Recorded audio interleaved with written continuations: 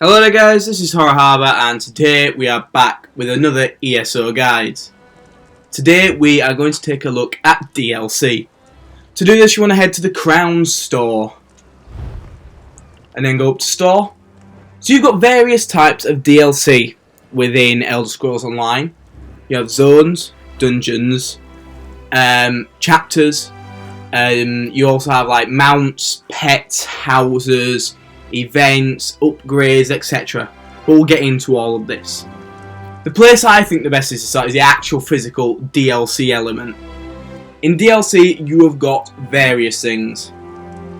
You've got dungeons which normally cost around 1,500, and as you press X to detail them you'll get 2 dungeons and it'll tell you a bit of the stories and you'll get a brand new set. For about 2,000, you can get a zone. Zones are a brand new area of the map. So, for instance, we just got Southern Elsewhere, which is here, a brand new area of the map.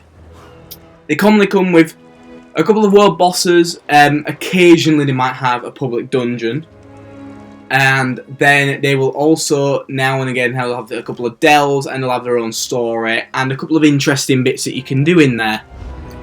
Going back to the Crown store now. Chapters, so Somerset or Elsewhere or Morrowind, are a bit more detailed. With this, with Morrowind and Greymoor, which releases in June, you'll get a new skill line. Oh no, sorry. With Somerset and Greymoor, you'll get a skill line. With Morrowind and Elsewhere, you'll get a brand new style of play. So rather than like Sorcerer or Nightblade, for Morrowind you got the ability to play as a Warden, and for Elsewhere you got the Necromancer ability. Going into a bit more detail with the chapters, they are commonly a lot bigger areas. You'll get a lot more to do there. So this was Morrowind. You got a full story, you got public dungeons, you got a trial. With any chapter you will get a trial. You get 6 world bosses, you get a lot of exploration. Hell of a lot of achievements come in with this. And occasionally, with any DLC you buy, you may get featured challenges with achievements through the Xbox. I don't know if it works for PlayStation and PC the same, but on Xbox we get timed challenges. So they are roughly your DLC. You also can get, so Dark Brotherhood, that is a zone, as well with Thieves Guild is a zone. There are the ability to go and be with the Dark Brotherhood and Thieves Guild, but they unlock. Dark Brotherhood gets you to Gold Coast, Thieves Guild get Hughes Bane, and they unlock stories there, but the stories all to do with those guilds. So they unlock you a guild line as well. Quest starters are commonly free. What these do is they give you certain quests that you can do, a lot of them prologues, as you see there, to the new chapters. You also get a room to spare, which once you've done that allows you to buy certain houses, and you also get the event quests. Upgrades come in a variety of forms. You can get the collector's packs for each of the released chapters if you didn't get the collector's edition. You can get character slots, race change tokens, name change tokens. The only one you can't get at the moment is like a class change token, but I doubt they will ever bring that into the game. The whole point about a new class is you get a new character to do that with and level up right from the start. You can buy assistants, so you can get merchants or bankers. There are 2 for each. At the moment for banker you have a Zabi or Tithidis, I really don't know how to pronounce that. Or for your merchant you get Fezes or Nuzime. You can buy the classes if you didn't want to buy the chapters. So if you didn't want to buy Morrowind at the moment, you can buy the Warden. I'm sure once Greymoor releases, if you didn't want to buy Elsewhere, you can buy the Necromancer. You can buy inventory and bank space upgrades. You can also purchase crown lessons for your mounts, which can include capacity, stamina and speed. And these are the tokens I was on about earlier. And then you can also buy the ability to be a vampire or a werewolf. I wouldn't recommend this because you can just get them off a player in the game for free if you're in a nice enough guild. For instance, I'm a vampire and I have the ability to bite, so once a week I will give someone a vampire bite. If you require a vampire bite in the game, and you're on Xbox on the EU server, let me know. Comment below with your gamer tag and I will see if I can sort out a time where I can come and give you a bite. You can also hear, if you have completed, for me, like I've completed the Alliance War skill, Alliance and the Fighters guilds, and Soul Magic, if you completed these, you can buy them again as other characters, so you don't have to upgrade them again. You then got the ability to buy all the Sky Shards back. So say if you on your first character, you've discovered every single Sky Shard in the game, you have the ability on another character to buy the Sky Shards back. As you can see, I haven't discovered them all, but that is an ability you will have. Your utility is mainly more like crown scrolls, poisons, and food. They are just buffs in the game to help you. So the XP scrolls, the crown scrolls, help you level up faster. You got buffs which increase your health and stamina for a while, or your power. Or you got like soul gems and poisons that make you be able to be more revived easier and kill easier. Houses I would only recommend if you really want to build a guild or store some of your items maybe. You will, for doing like elsewhere, if you complete the story, you do get a free house. It's a small one, but you get a free house with elsewhere. I think you also get one with Somerset, but I cannot be too sure on that. For that, you can store your items in there. A lot of people use them as guild houses, so put all the crafting benches they can in there, each style, so that you don't have to go around travelling on the map. You just go to your guild house. Certain guilds have them, my guild currently doesn't. I will let you in on my guild when we get to that episode about guilds. So the houses you can just get normal staple homes. You can get classic homes which are a bit bigger.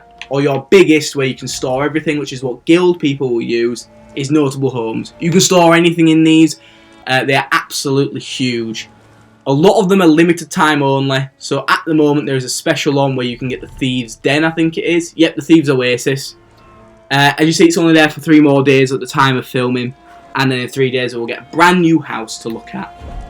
So you can buy furniture for these houses, which just make the house look nicer, so statues and stuff. A lot of these are ESO Plus only.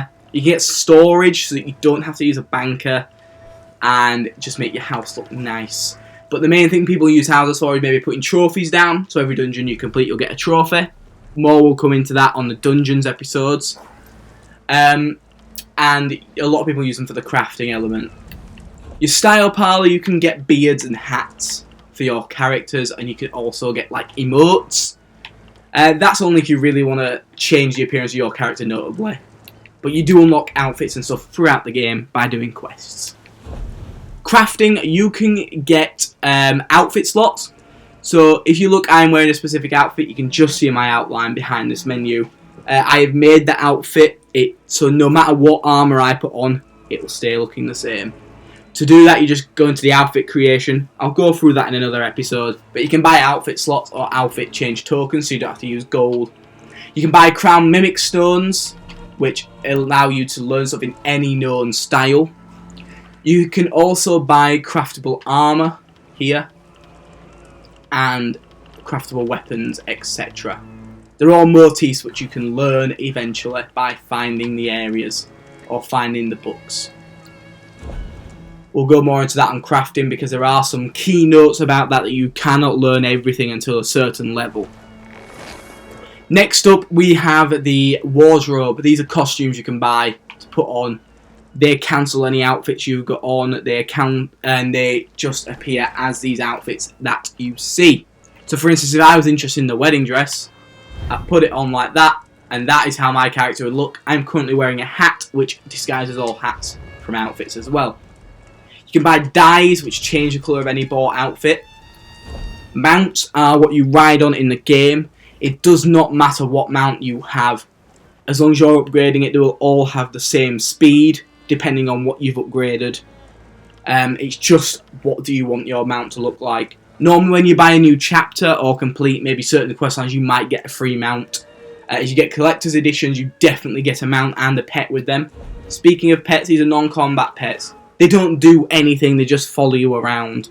It's just another thing to say, look what I've got. The featured element is what is new and what is on time. So at the moment we're collecting event tickets for the Jesters event. So you can buy them if you don't want to collect them. And you can also buy special items. Here is ESO Plus. It's a subscription service. As long as you're paying that, all DLC is free.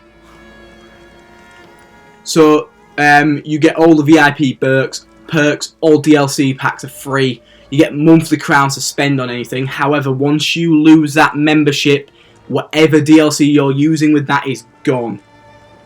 So if you want to play the DLC and not pay yearly, just pay outright for it. It's what I recommend. A lot of people use ESO Plus, but they keep it forever. I personally prefer to own it so I don't have to pay a constant membership. And here's more of the events tab. Special offers are there. It's something like starter packs and any race, any alliance. That is very, very helpful. So in my character creation, I went through that you could only play certain races in any alliance unless you had this pack. This pack will allow you to say play as a Khajiit in the Ebonheart Pact. If you're not sure what I'm talking about there, go and watch the first ever video I did on character creation. Crown Crate is kind of like FIFA packs, that sort of thing. You get one of these crates and you have all these items to unlock. If you don't want them, you can sell them, you can get gems, and then you can actually buy the items here. And that concludes the Crown Store and your DLC that you can buy in the game. I hope you've enjoyed that video. That was a lengthy one. It's probably the longest we've done in this series so far because Elder Scrolls do offer a hell of a lot to do this. Now you're probably wondering, crowns, how do I get them? They are a purchased money system. Some people will sell them to you for the gold in the game, but commonly it's about, I think it's about 120 gold per crown. It's not, I don't think, entirely an ESO system that you can do this, but they're okay that they don't ban it because in the end they're getting money for it. Someone is having to buy these crowns in bulk. Crowns will commonly cost you about 15, maybe about £15 for 3,000 area. At the moment, Xbox Store, if you're on Xbox, there is a little deal on crowns at the moment. I think that's the same for every platform. Don't know when that lasts till. Check it up if you're going to buy some. So I thank you all for watching. Next time we will go into some more gameplay, and if you want anything in particular from Elder Scrolls, comment on any of the Elder Scrolls videos, request something. If I can't deal with it in a video because it's so simple, I will comment to you, I will reply back, and if you want I can send you a personal video showing you how to do something. If it's something notable, I will make a video on it so everyone can know. If you're liking this series, leave a thumbs up, let me know what you think to this series. Subscribe if you are new, we are constantly putting out these series now. And we now have a brand new GTA Online series taking place. Go and watch those two videos, they're about 15 minutes each. They're not the most enjoyable yet, but we'll get the series going and it will really boost it. Subscribe today to hear all your ESO notes and simple guides. We will get into more advanced stuff soon. I'd like to thank you all for watching, and I'll see you in a bit.